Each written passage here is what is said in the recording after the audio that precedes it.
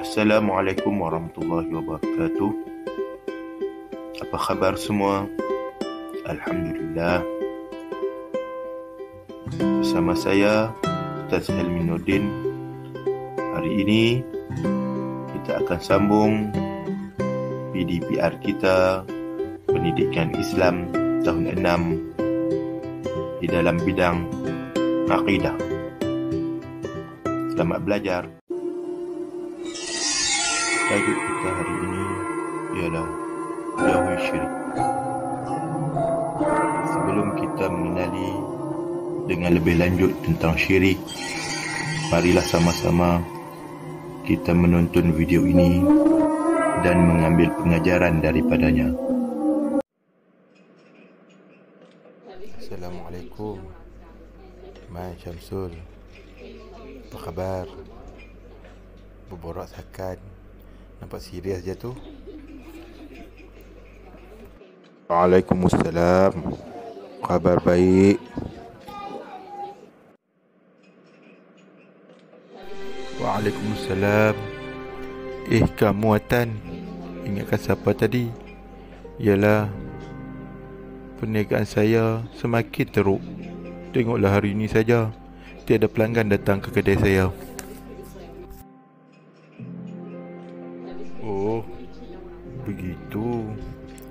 Kesian kamu, Man. Saya ada satu cadangan. Di kampung sebelah ada seorang bomoh. Katanya dia boleh buat tangkal azimat untuk dijadikan pelaris. Ish, kamu ni Atan, tak baik buat perkara itu. Berdosa besar. Atan, kalau kita buat perkara tersebut, boleh merosakkan akidah kita.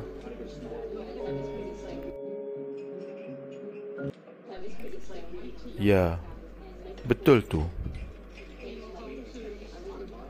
Ingat Atan, walau sesusah mana pun kita, namun kita tidak boleh melakukan perkara-perkara yang dosa. Saya redha dengan keadaan saya dan saya akan cuba ikhtiar yang lain yang dibenarkan syarak untuk memajukan kedai ini, di samping berdoa dan bertawakal kepada Allah Subhanahu wa taala. Hanya Allah lah tempat kita bergantung. Astaghfirullahalazim.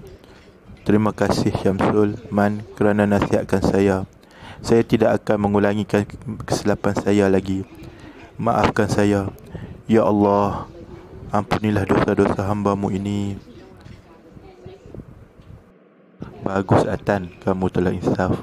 Marilah sama-sama kita berdoa agar Allah ampunkan dosa kita dan jauhi kita dari perkara-perkara yang syirik dan juga mungkar. Maksud syirik. Syirik ialah perbuatan menyekutukan Allah dengan sesuatu yang lain. Syirik boleh berlaku sama ada dengan perkataan, perbuatan dan i'tiqad. Contoh syirik dari segi perkataan ialah mengatakan Tuhan itu berbilang. Contoh dari segi perbuatan ialah memakai tangkal. Dan contoh dari segi i'tiqad ialah mempercayai bahawa bomoh boleh menyembuhkan penyakitnya. Hukum mensyirikkan Allah adalah haram, manakala hukum menjauhinya adalah wajib.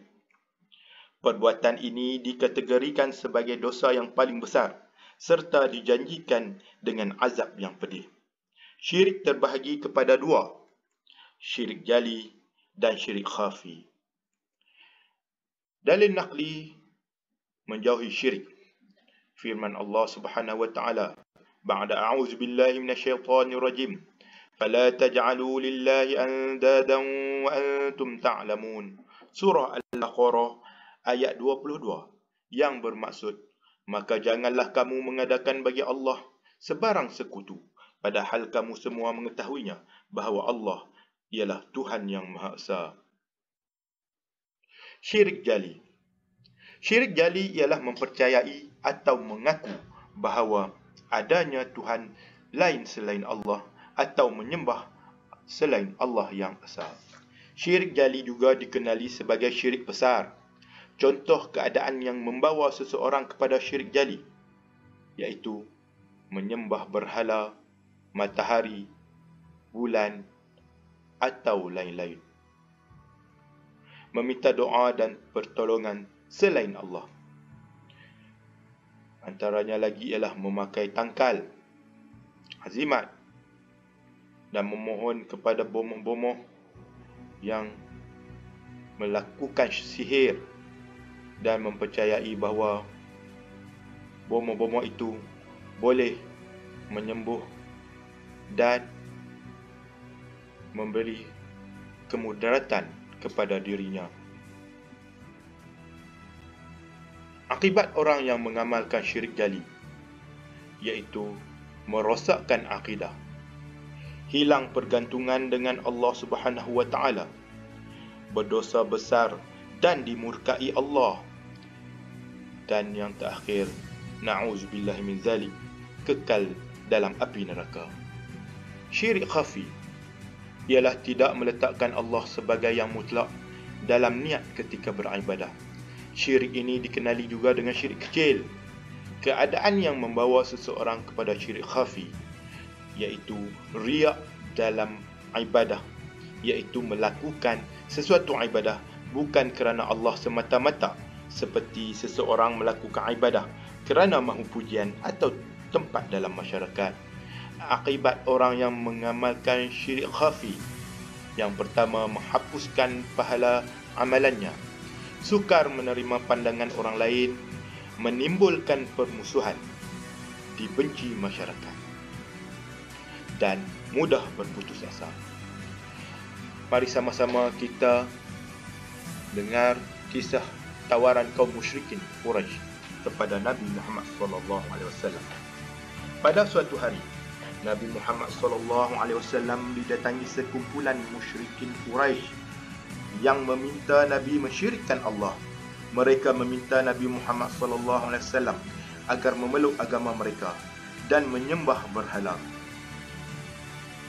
Selama setahun kemudian, kembali memeluk agama Islam semula. Mereka juga berjanji akan memeluk agama Islam dan menyembah Allah selama setahun. Kemudian mereka akan kembali semula kepada agama nenek moyang mereka.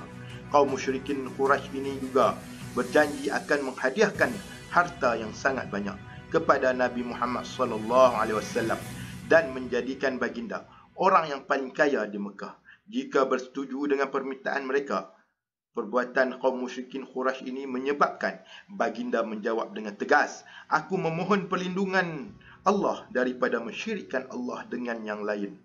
Kemudian Allah menurunkan surah Al-Kafirun sebagai menjawab permintaan kaum musyrikin Quraisy yang melampau. Surah Al-Kafirun. أعوذ بالله من الشيطان الرجيم. بسم الله الرحمن الرحيم. قل يا أيها الكافرون. Katakanlah Muhammad, wahai orang-orang kafir, La a'budu ma ta'budun. Aku tidak akan menyembah apa yang kamu sembah. Wa la antum 'abiduna ma a'bud. Dan kamu bukan penyembah apa yang aku sembah. Wa la ana 'abidun ma 'abadtum. Dan aku tidak pernah menjadi penyembah apa yang kamu sembah. Wa la antum 'abiduna ma a'bud. Dan kamu tidak pernah pula menjadi penyembah apa yang aku sembah. Lakum dinukum waliyadin. Untukmu agamamu dan untukku agamaku. صدق الله العظيم. Rumusan daripada pembelajaran kita hari ini ialah syirik ialah menyekutukan Allah dengan sesuatu yang lain. Oleh itu, kita wajib menjauhi perbuatan syirik yang boleh menyebabkan rosaknya akidah.